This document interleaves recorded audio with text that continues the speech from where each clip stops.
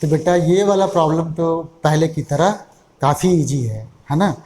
हम लोगों ने जो कल प्रॉब्लम किया था क्वेश्चन नंबर 13, उसमें हमने आपको एक बहुत ही अच्छा सा कॉन्सेप्ट बताया था और ये भी कहा था कि ये तो बिल्कुल सभी को तैयार होना चाहिए, राइट।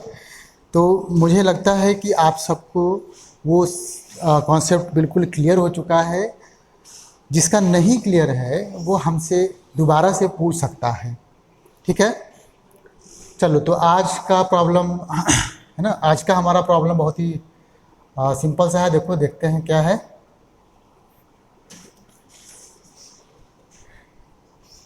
प्रॉब्लम कहता है a train of length L equals to 350 metre starts moving rectilinearly with constant acceleration W equals to this much. T equals to 30 seconds after the start, the locomotive headlight is switched on। और इसको हम event 1 कह रहे हैं। एक train है जिसका length है 350 मीटर, वो स्टार्ट करता है मूव करना टाइम t इक्वल्स टू 0 पर। कितने के एक्सेलरेशन से? इतने के एक्सेलरेशन से ना, जिसको हम भी W कह रहे हैं। बुक में ओमेगा लिखा होता है, लेकिन थोड़ा सा यहाँ प्रिंटिंग मिस्टेक कह लीजिए या जो भी आप कह सकते हैं, हमने यहाँ W से इसको रिप्रेजेंट किया है, राइट। अच्छा, अब इस पहले इवेंट के बाद कहता है कि इसके 60 सेकेंड के बाद, देखो, and 60 seconds after that event the tail signal light is switched on, जिसको कि हम इवेंट 2 कह रहे हैं। Find the distance between this events in the reference frames attach to the train and to the earth.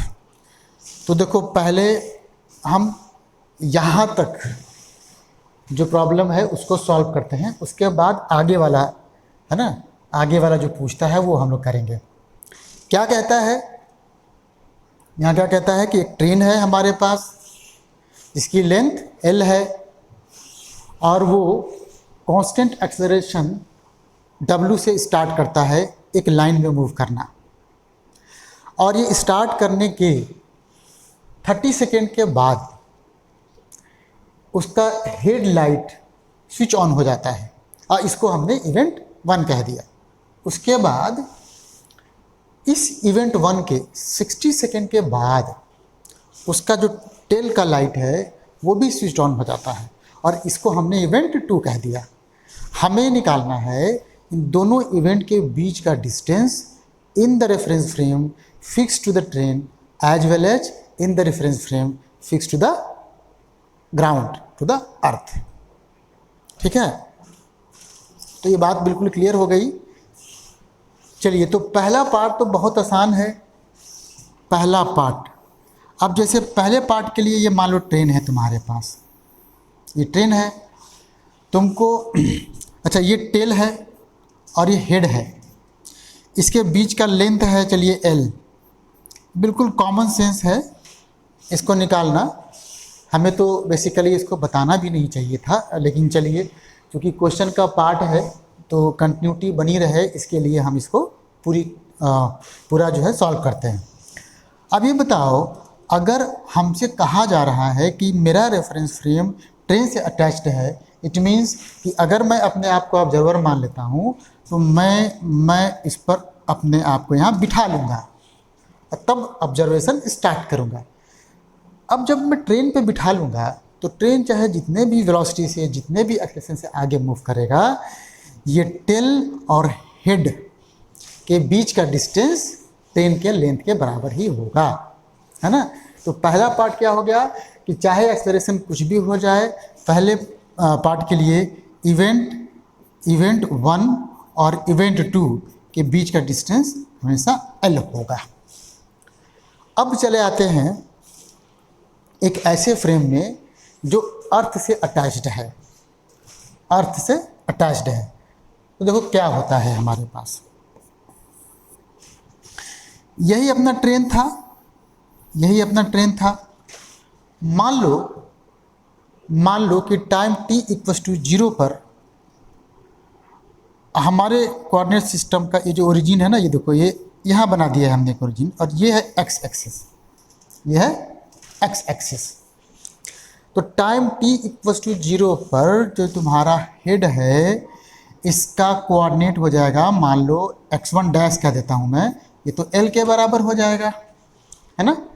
ठीक, उसके बाद ये जो टाइम है t इक्वल टू 30, उतने समय में ये पॉइंट मतलब ये हेडलाइट जो है आगे की तरफ मूव करेगा और सपोज को यहाँ पहुँच गया। कितना डिस्टेंस मूव करेगा? हमारे लिए one dimensional uniformly accelerated motion का केस हो गया, क्योंकि यहाँ इनिशियल वेलोसिटी 0 है। देखिए यहाँ से ना स्टार्ट लिखा हुआ है, तो इनिशियल वेलोसिटी 0 है। तो बताओ यहाँ से यहाँ तक डिस्टेंस कितना हो जाएगा? इसको x डबल डैश कह दो, तो ये तो हो जाएगा ut plus half AT square का जो फार्मूला है वो अप्लाई करेंगे, तो u तो 0 है, ये सिंपली हो गया हाफ ओमेगा t स्क्वायर। ठीक है, तो इसका फाइनल कोऑर्डिनेट कितना हो गया? इवेंट 1 का इस पर्टिकुलर मोमेंट पे जो कोऑर्डिनेट हो गया ये हो गया x1, और इसको लिखेंगे x1 का डैश प्लस x1 का लीजिए, इसको x1 का डबल डैश, मतलब l plus half omega T square या WT स्क्वायर, जो आप उचित समझे इसको आप पढ़ लीजिए। ठीक है, इसके बाद क्या हुआ?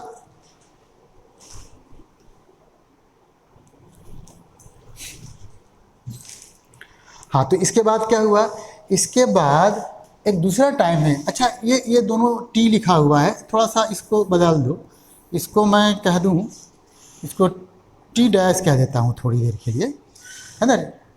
इस इवेंट के t डैश टाइम के बाद यहाँ की बत्ती जली, बताइए जरा, इसके लिए, है ना, इसके लिए मेरा जो इनिशियल पोजीशन था x2 डैश कह लो, ये कितना था? ये तो 0 था यहाँ पर इनिशियल पे, ऐसे। फिर यही वाला पॉइंट इतना प्लस इतना इस टाइम के बाद ना, इस टाइम के बाद यही वाला पॉइंट कहाँ पहुँचा होगा? उसको मान लीजिए आप x2 डबल डैश, और ये हो जाएगा आपका इनिशियल वेलोसिटी चूँकि 0 है, तो यहाँ भी हो गया half omega t plus t dash का स्क्वायर, है ना। तो जो दूसरा इवेंट हुआ, उस दूसरा इवेंट का ये जो टेल का पोजीशन होगा वो हो जाएगा x2, और इसको कहेंगे x1 dash plus x2 double dash, sorry x2 dash है यहाँ पे थोड़ा सा, है ना। तो ये हो गया हाफ w, ये t प्लस t डैश का स्क्वायर।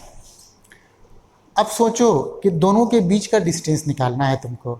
ऑब्वियस सी बात है कि हेडलाइट आगे होगा, टेल लाइट पीछे होगा, तो मेरे को डिस्टेंस जब निकालना होगा तो कितना आसान है। देखो डिस्टेंस जो हो जाएगा वो x1 माइनस x2 हो जाएगा, और जब आप इसको कैलकुलेट करेंगे तो आपका आ जाएगा l माइनस ओमेगा टी या टी डैश जो भी है, टी डैश। यहाँ आप देख लीजिएगा, इसको बस इतना निकाल लीजिए, जितना आता है वो आप हमको बता देंगे। ठीक है, तो ये तो आसान था।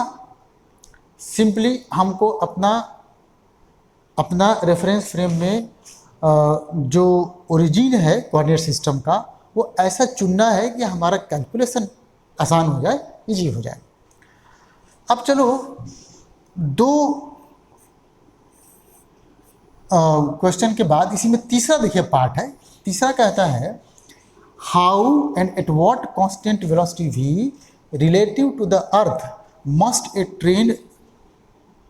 ए सर्टेन रेफरेंस फ्रेम के move for the two events to occur in it at the same point.